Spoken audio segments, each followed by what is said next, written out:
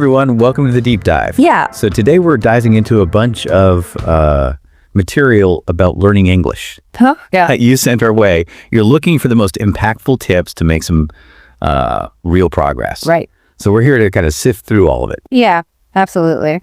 And it looks like a lot of what you sent over is based on a motivational podcast all about language learning. Yeah, for sure. And it's a really neat format. Yeah. It feels like you're listening to a couple of friends talking who are passionate about English. Yeah. I mean, it's great. It's not like a dry textbook or a lecture, it's a lot of real life experience and advice in there. Exactly. It's refreshing to hear native speakers talk about learning in such a relatable way. Yeah. And one of the biggest takeaways that really struck me right off the bat was this idea of daily practice. Yes. Yeah, the hosts of that podcast were really hammering home that point that it's not about cramming a big study session, once a week or something. Yeah. It's about making English a habit, weaving it into your daily life. Oh, and they use this brilliant analogy about watering a tree. Mm-hmm. You can't just drench it once a month. Right. And expect it to flourish. Mm-hmm. It's the small, consistent watering. Absolutely. That lets that tree grow those deep roots. Yeah, and that's really where the power of habit comes in. Mm-hmm. If you think about the habits you already have that help you succeed, in other areas of your life. Yeah. Maybe it's that morning run that sets you up for a productive day. Right. Or, always organizing your notes before a big meeting. Right. Those habits work because they're consistent. They're just ingrained in your routine. So why not apply that to learning English? That's so true. We always think about language learning as this big, daunting task. Right. But it really is about those small daily actions. Exactly. That add up over time. Yeah. And speaking of specific actions, the podcast mentioned a few techniques. Yes. That I thought were very interesting. Well, yeah. The one that really jumped out at me was shadowing. yes. They were describing it as, listening to a native English speaker Right. and then trying to mimic their pronunciation and their rhythm as closely as possible. Oh, wow. So like almost becoming their shadow. Yeah.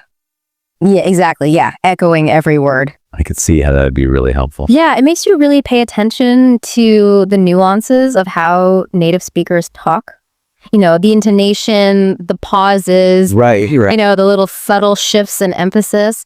And by actively trying to reproduce those sounds, you're basically training your mouth and your ears to work together. So you're like rewiring your brain to think and speak. Yeah, exactly. More naturally. No, naturally. Another technique that they highlighted was labeling objects around your house. Oh, yeah. But they're English names. Yeah, I mean, think about it. You're constantly surrounded by objects in your daily life. Why not use them as opportunities to learn? Yeah, it's like you're making your own little immersive English world. Exactly. Yeah. You're not just seeing the word refrigerator on a flashcard. Yeah. You're seeing it on the actual refrigerator. Right. Which just helps cement that connection in your mind. What I like about that is it's not just memorizing isolated words. You're actually connecting the word to a meaning. Exactly. And plus, every time you go and grab a snack, you're getting a little dose of English practice without realizing it. It's awesome. And speaking of making practice fun and engaging, they also talked about the power of playing games in English. Games. Yeah, I was so excited to hear them say that, because games are such a great way to learn. Right. Without feeling like you're studying, Exactly. And there are so many options out there, depending on your interests and your learning style. For sure. You could do word puzzles and crosswords. Oh, yeah. Play online quizzes.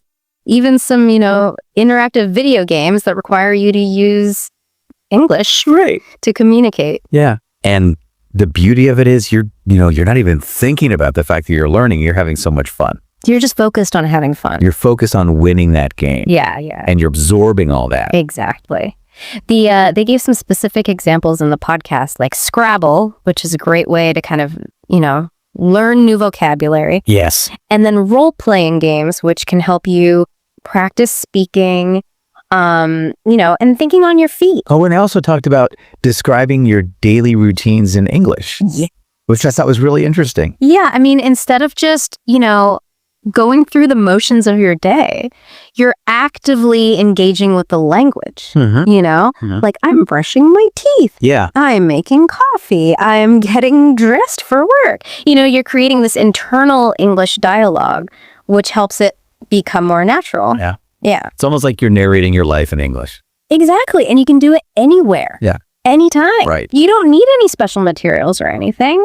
Right. Just using your everyday life. So again, it's kind of weaving it exactly into your daily routine. Yeah. And that brings us to another, key point that they emphasized, and that's staying motivated. Because, we all start out with this enthusiasm, but then life gets in the way and doubts creep in, and suddenly that textbook is gathering dust on the shelf.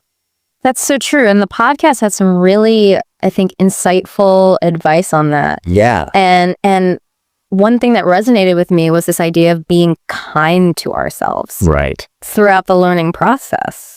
Yeah, they really emphasize that setbacks are inevitable. Yeah. You're going to have days where you feel like you're not making progress. Right. Where you're just frustrated and you just kind of want to give up. And that's totally normal. Right. Yeah. It's part of the journey. Yeah. It's like any skill that you're trying to develop, Yeah.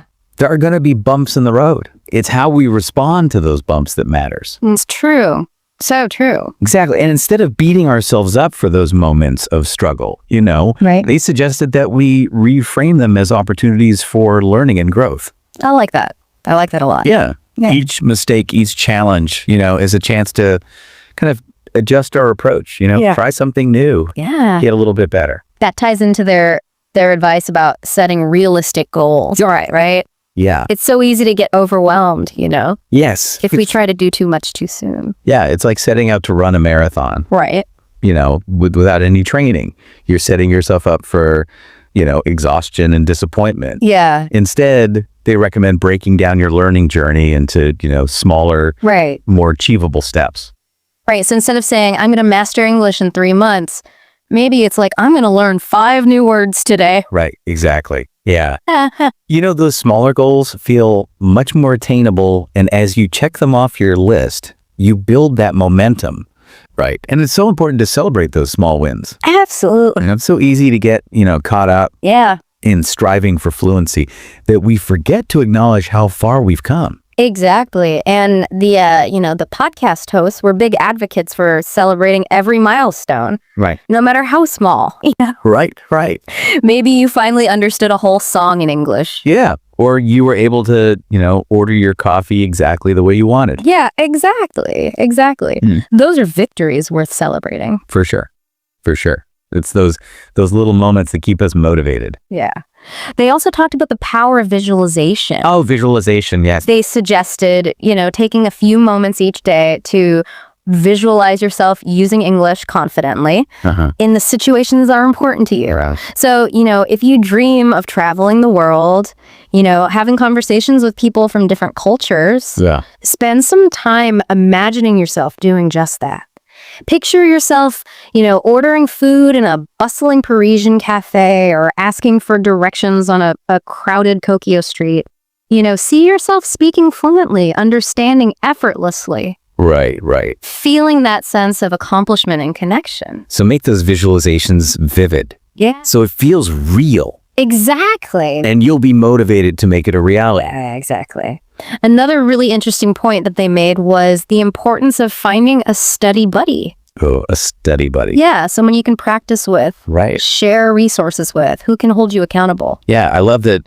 It's like having a workout buddy. Yeah, for your English learning journey. Exactly. Yeah. And, they suggested a few places where you could find study buddies. Like, online language learning communities, local meetup groups, or even, just asking friends or colleagues who are also learning English. And even if you can't meet in person, there are so many ways to connect these days. You can do video chat. Yeah, exactly. Write emails to each other. Yeah. Just send each other encouraging messages. Right. It's all about creating that sense of community. Yes. Yeah. And support, That you're not alone. You're not on this journey alone. Yes. They also talked about keeping track of your progress. Yes. Because it's easy to forget how far you've come. Absolutely. Yeah, it's easy to get lost in the day-to-day and lose sight of the bigger picture. Yeah, for sure. So they suggested keeping a language learning journal, where you can record your progress. I love that. Celebrate your achievements, reflect on your challenges. Oh, that's great. This is like a written record of your language learning adventure. Yeah, exactly. Yeah, I love that. So you could track the new words you've learned, The conversations you've had, the books you've read, the movies you've watched. And then you can look back and see like, oh, wow. Exactly. When you're feeling discouraged or doubting your progress, you can just flip back through those pages and see that tangible evidence of how far you've come. Right. And it doesn't even have to be a journal. It could be, like an app on your phone. Right. That tracks your progress. Yeah. Or a checklist or Yeah. Whatever works for you. Whatever works for you. Yeah. Whatever keeps you motivated. Exactly. And engaged. Yeah. And speaking of staying engaged, they had the podcast host had some really creative ideas for making language learning fun. Right. And incorporating it into, your interests. Yeah, because it can be easy to fall into the trap of thinking that it always has to be about textbooks and grammar drills. Right. Right. But they really challenged that notion and encouraged listeners to find ways to make it more enjoyable. They gave some really cool examples, like, if you're a music lover. Yeah. Start listening to more English songs. Yeah. Or if you're a foodie, watch cooking shows in English, Yeah.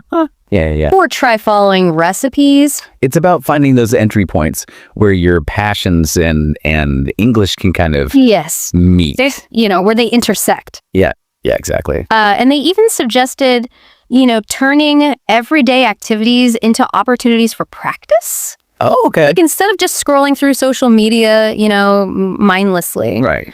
Why not follow some English speaking accounts? Oh, okay. Join some online communities where people are discussing topics that interest you. Yeah. If you're a movie buff, try watching English movies or TV shows with subtitles and then gradually challenge yourself to turn those subtitles off. Right. As you start to understand more. So it's those little changes you can make in your daily routine to get that English in there. Exactly. Yeah, and they really stress the importance of not being afraid to start with, simpler material. Like don't feel like you have to jump into classic literature right away, They actually recommend starting with things like children's books or animated movies, which can be surprisingly helpful. Right. Yeah, the language is often simpler and more repetitive. And the visuals can help. Exactly. And plus, let's be honest, those stories can be just as enjoyable for adults as they are for kids. That's true. And as you start to feel more confident, you can kind of gradually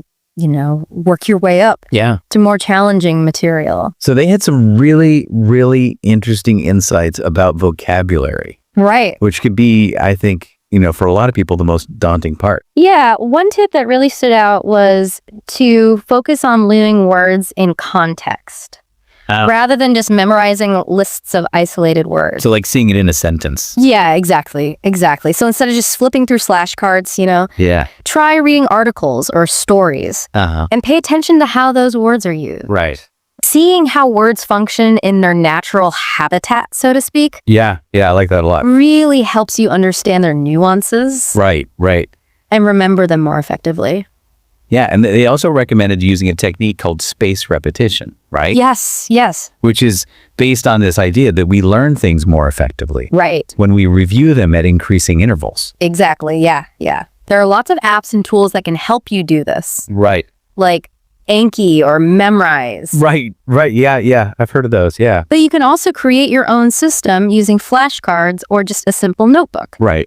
The key is to revisit the words you're learning regularly, but not too frequently. So the spacing helps. Exactly. Yeah. It reinforces the information in your long-term memory. Yeah. Another vocabulary tip they gave was to pay attention to word families. Word family. Yeah. And prefixes and suffixes. So, if you learn the word happy, you can easily expand your vocabulary by learning related words like, happiness, unhappy, happily. Right.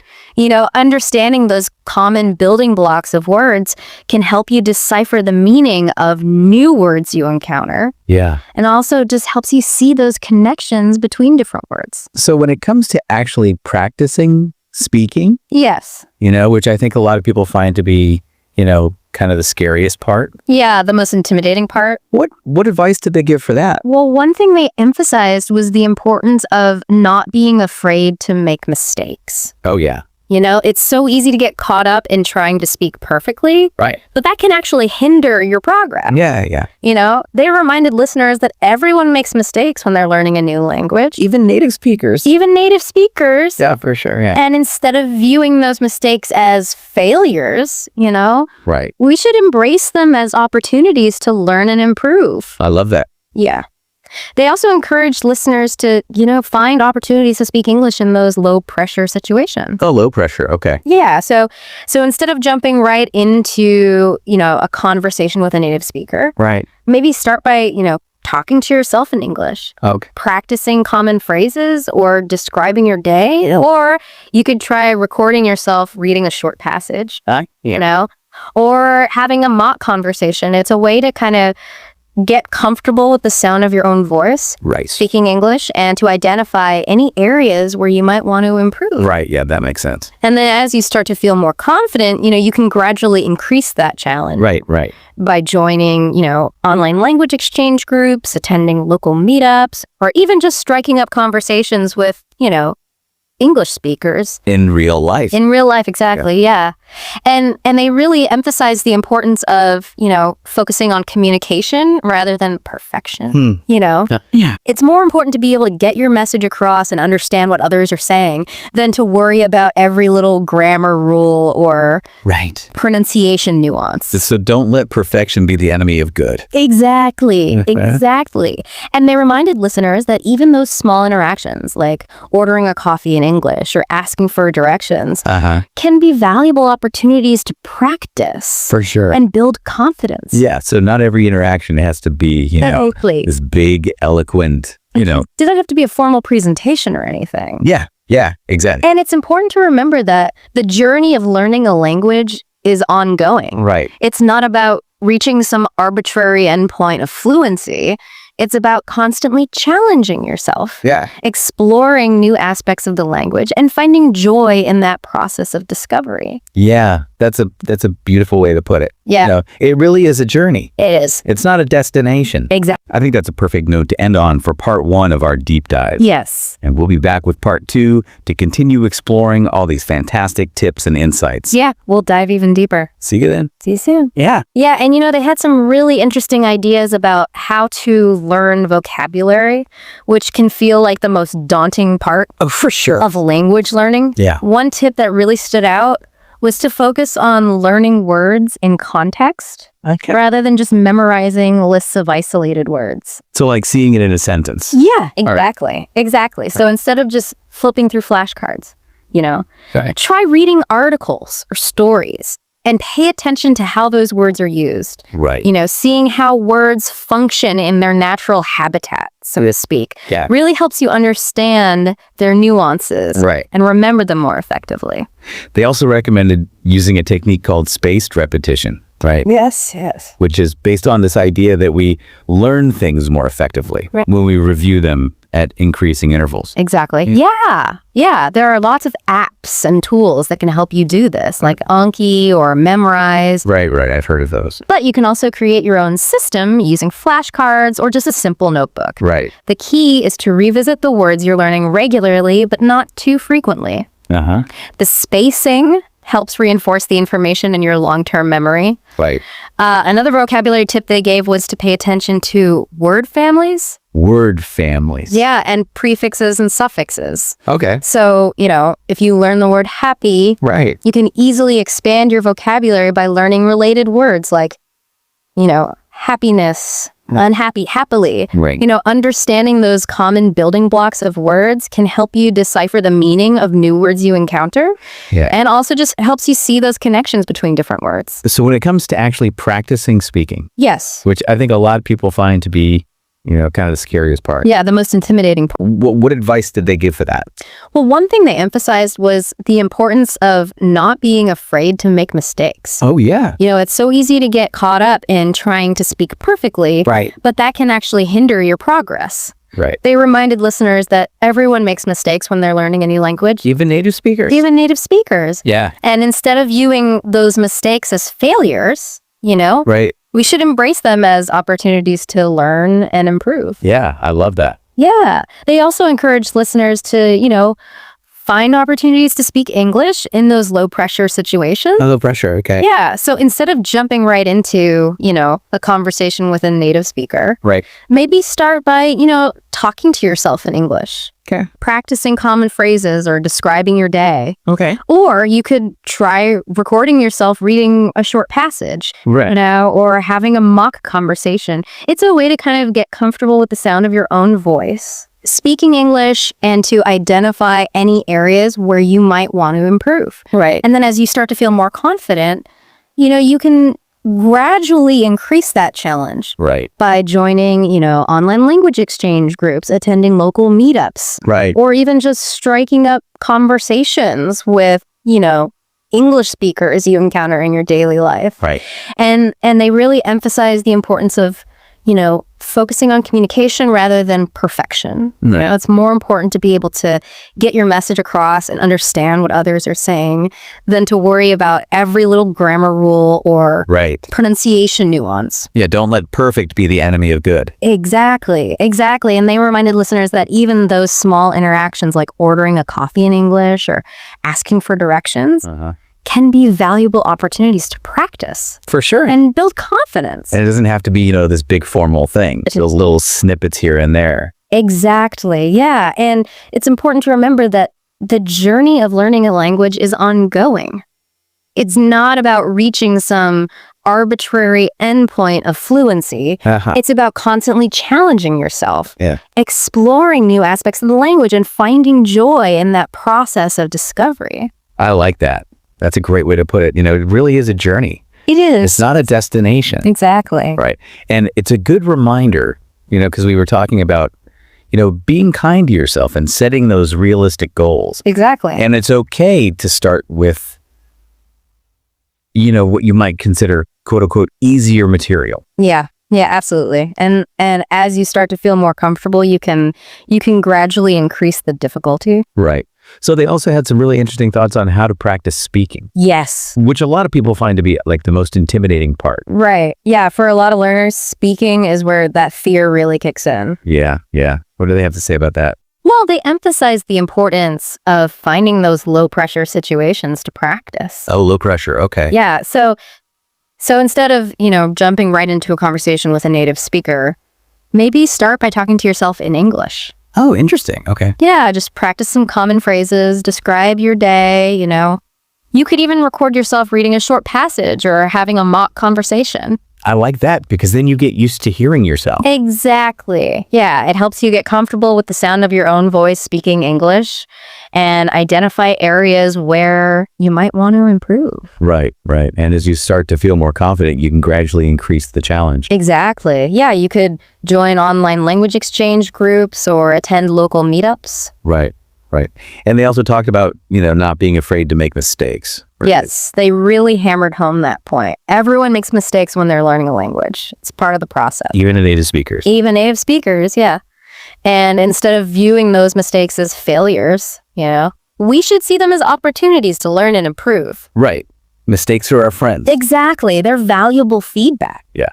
And they also, emphasize this idea of focusing on communication rather than perfection. Absolutely. It's more important to be able to get your message across and understand what others are saying than to worry about every little grammar rule or pronunciation nuance. And it's those small interactions that can really help you build confidence. Yes. Even just ordering a coffee in English or asking for directions can be a huge boost. So it's not about being perfect. Right. It's about getting your message across. Exactly. And it's important to remember that the journey of learning a language is ongoing. It's not about reaching some arbitrary endpoint of fluency. Right. It's always evolving. Exactly. It's about constantly challenging yourself, exploring new aspects of the language, and finding joy in that process of discovery. And I think that's a perfect note to end on. Yeah. Finding joy in the process. So we've covered a lot of ground today.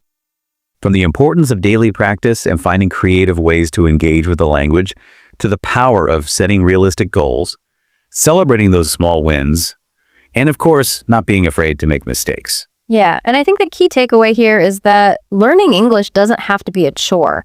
It can be a fun, rewarding, and enriching experience. Absolutely. It's about finding what works for you, embracing those challenges, and enjoying the journey. Couldn't have said it better myself.